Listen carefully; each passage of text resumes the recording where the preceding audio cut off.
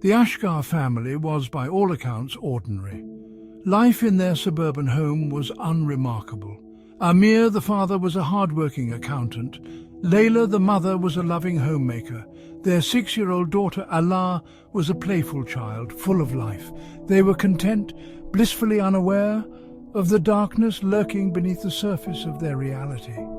They didn't believe in the supernatural. Ghosts and demons, those were the stuff of fiction, not their reality.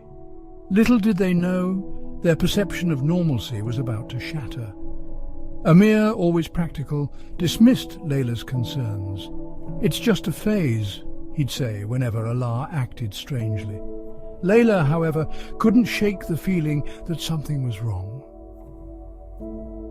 Alaa's once vibrant laughter was replaced by an unsettling silence.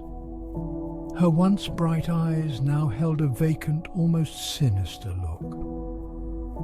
Layla tried to talk to her, to understand what was troubling her daughter, but Alaa would only stare back with an unnerving blankness. One evening, Layla found a drawing Alaa had left on the kitchen table. It depicted a grotesque figure with long, sharp fingers reaching out towards a small, cowering figure. The image sent chills down her spine. This wasn't like the colourful, cheerful drawings Alaa usually made. This was different, darker, disturbing. Fear, cold and sharp, began to gnaw at the edges of Layla's composure. Alaa's transformation was gradual, like a shadow slowly stretching across a sunny field.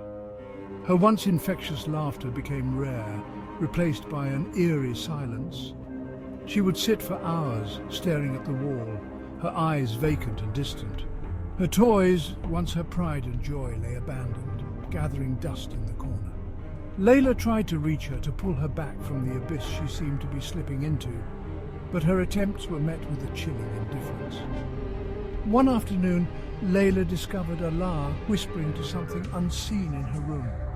Her voice, usually so sweet and innocent, was low and guttural, sending a shiver down Layla's spine. She crept closer to the door, her heart pounding in her chest, and listened. "He's coming," Alaa whispered, her voice raspy and cold. "He's coming for us." Layla's blood ran cold. Who was Alaa talking to, and who was coming? Days turned into weeks, and Alaa's behavior grew increasingly erratic.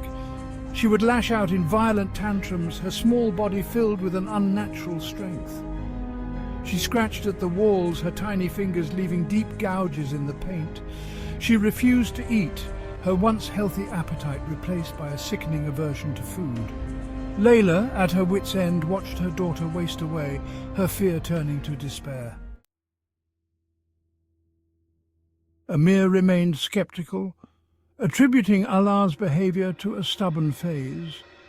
He reasoned, with a logic that chilled Layla, that children often went through periods of difficult behavior. Layla, however, knew better. This wasn't just a phase. This was something sinister, something that clawed at the edges of their reality. Something was terribly wrong.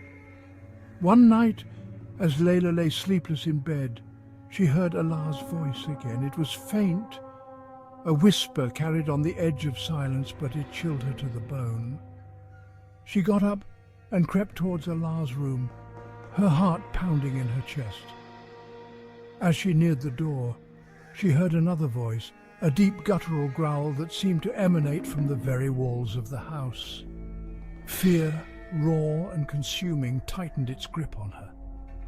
She pushed open the door to Alaa's room, her breath catching in her throat. The room was dark, the only light coming from the hallway spilling in through the doorway.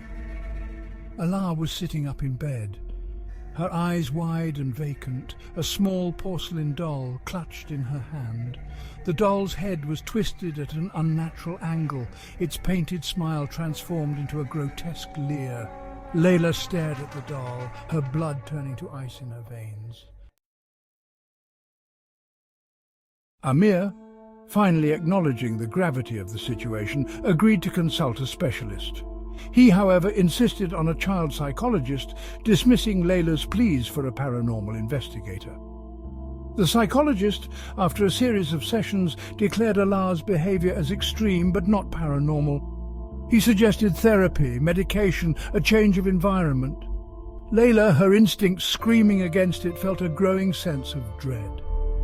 Desperate, Layla confided in her elderly neighbour, Mrs. Dahlia, a woman known for her knowledge of ancient folklore and the supernatural. Mrs. Dahlia listened patiently, her wrinkled face creased with concern as Layla poured out her heart, recounting the strange occurrences and Allah's disturbing behaviour. When she finished, Mrs. Dahlia nodded slowly, her eyes filled with a knowing sadness. "There's a darkness clinging to your daughter," Mrs. Dahlia said, her voice a low murmur. Layla felt a chill run down her spine. Mrs. Dahlia's words confirmed her worst fears. This wasn't just a figment of her imagination, a product of stress. This was real. Mrs. Dahlia, drawing upon her knowledge of ancient rituals, guided Layla in performing a cleansing ceremony. They burned sage, its pungent smoke filling the house, and chanted ancient words in a language Layla didn't understand, but felt resonate deep within her soul. The house seemed to vibrate with an unseen energy, shadows dancing at the edge of her vision. Allah, throughout the ceremony, remained eerily calm, her eyes fixed on some unseen point in the distance. The following days were a blur of hope and despair. Allah, for a while, seemed to improve. She laughed, played with her toys, her eyes regaining a glimmer of their former light. But the improvement was fleeting. The darkness, like a persistent shadow, always returned, shrouding Allah in its chilling embrace. Layla, her heart breaking, realized the horrifying truth. The entity, whatever it was, had become too deeply entwined with Allah. Desperate, Layla made a choice that went against every maternal instinct, against every fibre of her being, a choice that would haunt her for the rest of her days. She knew the risks, the potential consequences, but she was willing to do anything to save her daughter, even if it meant sacrificing her own soul. Layla, under the guidance of Mrs. Dahlia, prepared for a ritual not to banish the entity, but to sever the bond, to transfer the darkness from Allah to herself.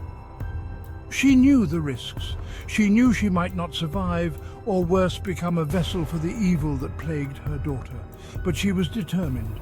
She would save Allah, whatever the cost. The ritual was long and arduous, filled with ancient chants, burning herbs and sacrifices that chilled Layla to the bone. As the final words left her lips, a surge of energy pulsed through the house. The air crackled and a cold wind whipped around them. Allah screamed, a high-pitched, ear-splitting sound that seemed to go on forever. Then, silence. Layla collapsed, drained but alive. She looked at Allah, who was now calm, her eyes clear and bright, a look of relief on her face. But as Allah smiled, a chill ran down Layla's spine. It wasn't Allah's smile.